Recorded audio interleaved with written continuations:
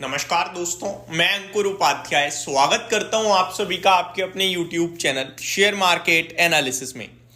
दोस्तों अभी बज रहे हैं 9:52 का समय हो रहा है जब ये वीडियो शूट कर रहा हूं। 10 बजे आरबीआई गवर्नर शक्तिकांता दास जी की पॉलिसी स्टार्ट होगी और ये पॉलिसी अपने आप में बेहद इंपॉर्टेंट होने वाली है, क्योंकि ये मे बी पॉसिबिलिटीज हैं कि आरबीआई गवर्नर शक्तिकांता दास जी की आखिरी पॉलिसी हो, क्योंकि उनका कार्यकाल समाप्त हो जाएगा 10 दिसंबर को।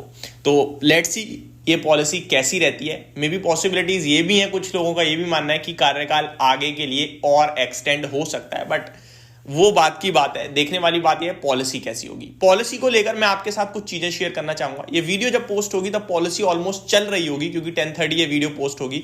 11:30 में आरबीआई की पॉलिसी को पूरी तरीके से डिकोड करूंगा। पॉलिसी में 2-3 चीजें मेजर हैं जो इस बार बाजार मान के चल रहा है। पहली तो ये है कि रेट कट मान के चल रहे हैं कि नहीं आएगा, ठीक है। इंटरेस्ट रेट यानी ब्याज दरों में कोई बदलाव नहीं होगा, लेकिन मार्केट ये चाहता है कि कर दें। दैट मींस पॉसिबिलिटीज, देखो बाजार जो चाहता है, maybe RBI governor Shaktikanta Das ji को भी दिख रहा हो सकता है कि रेट कट का एक सरप्राइज मिले, और अगर नहीं भी मिलता है तो बाजार ऑलरेडी यही मान रहा है कि रेट कट नहीं होगा। तो वो हमारे लिए मतलब दोनों तरफ से हमारे फेवर में ही है, मतलब चित्त भी अपनी पट्टी भी अपनी, वो वाला केस है, ठीक है। हो जाएगा तो बहुत अच्छी बात है, नहीं होगा तो बाजार ऑलरेडी कह रहा है कि नहीं होगा, ठीक है जी। बट बाजार चाहता है कि हो जाए। दूसरी तरफ सीआरआर, यहां पे आपके लिए लिक्विडिटी बढ़ते हुए दिख सकती है, ये सबसे बड़ा पॉजिटिव हो सकता है। और आगे को लेकर क्या अपडेट देते हैं, क्या गाइडेंस देते हैं आरबीआई गवर्नर शक्तिकांत दास जी, वो सबसे ज्यादा इंपॉर्टेंट होगा। कैसे? देखो, इन्फ्लेशन को लेकर थोड़ा हम लोगों को टेंशन मुक्त कर दें कि इन्फ्लेशन बढ़ जरूर रहा है लेकिन कंट्रोल में है, अभी एक पर्टिकुलर रीजन की वजह से बढ़ा है जो अब सही हो जाएगा और आगे ठीक रहेगा, देन मार्केट कोई दिक्कत नहीं है। जीडीपी ग्रोथ उन्हें भी दिख रही है घटते हुए, और ये कह देंगे कि ठीक है अभी इन्फ्लेशन जैसी घट होगा हम पॉलिसी में रेट कट कर देंगे या फिर ऐसे करके करेंगे, मतलब आगे को लेकर बहुत ही स्मूथ वे बता दें तो बहुत इजी रहेगा। वहीं अगर उन्होंने कंफ्यूजन क्रिएट करा या फिर थोड़ा डराया, जो कि नहीं करते हैं नॉर्मली शक्तिकांता दास जी, तो फिर वो बाजार के लिए नेगेटिव हो सकता है, जिसकी उम्मीदें बहुत कम है। बट एक चीज हमें जो अच्छे से समझ में आनी चाहिए, बीते 3 ट्रेडिंग सेशंस में बाजार ऑलरेडी अच्छी खासी रैली दे चुका है।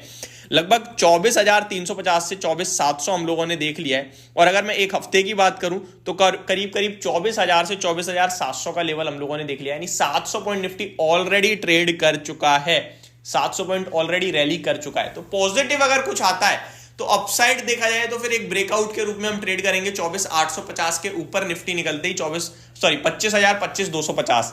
अगर कुछ नेगेटिव होता है तो हम एक डाउन साइड जा सकते हैं 24,500 तक, और फिर वहां पे कहीं ना कहीं बाइंग आ जाएगी। टेंशन नहीं लेनी है, ऐसा नहीं है कि बाजार खत्म हो जाएगा पॉलिसी अगर खराब होगी तो, नहीं, बाजार वापस ऊपर आएगा, बस एक डिप आ सकती है इनिशियल लेवल पे। आगे बढ़ते हैं दोस्तों, मार्केट्स की बात करता हूं। निफ्टी करंटली 24,717 पे ट्रेड कर रहा है। पॉलिसी से पहले कुछ करने के मूड में है नहीं, कभी 10 पॉइंट ऊपर हो जाता है, कभी 10 पॉइंट नीचे हो जाता है, और ये ठीक भी है क्योंकि आप ऑलरेडी रनअप दे चुके हो, पॉलिसी खड़ी है आपके सर पे, उससे पहले कोई ट्रेड बनता नहीं है आई थिंक, और वही चल रहा है बाजार में।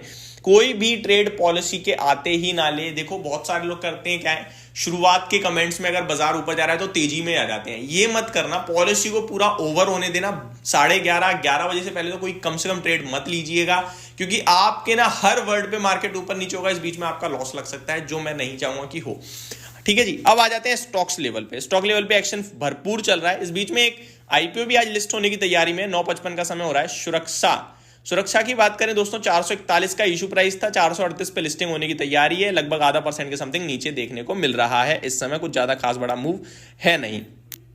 आगे आ जाएं तो mid cap small cap flat to positive है, सेंसेक्स बिल्कुल फ्लैट है, निफ्टी बिल्कुल फ्लैट है, और बैंक निफ्टी भी बिल्कुल फ्लैट है। तो कोई कुछ करने के मूड में है नहीं आरबीआई पॉलिसी से पहले। लीडरशिप आ रही है ऑटो एनर्जी से, जो कि 0.35% ऊपर देखने को मिल रहे हैं आपको इस समय।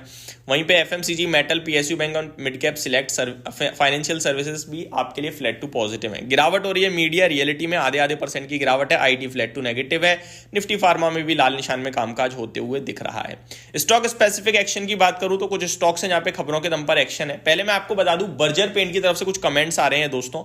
Company management says Q4 will be better than Q3, यानी कि Q3 कैसा रहेगा पहले ये तो बता दो। तो Q3 से अच्छा रहेगा Q4, ये कह रही है कंपनी, यानी कि मार्च क्वार्टर अच्छा रहेगा, आप ये कह सकते हो, यानी फाइनेंशियल ईयर एंड।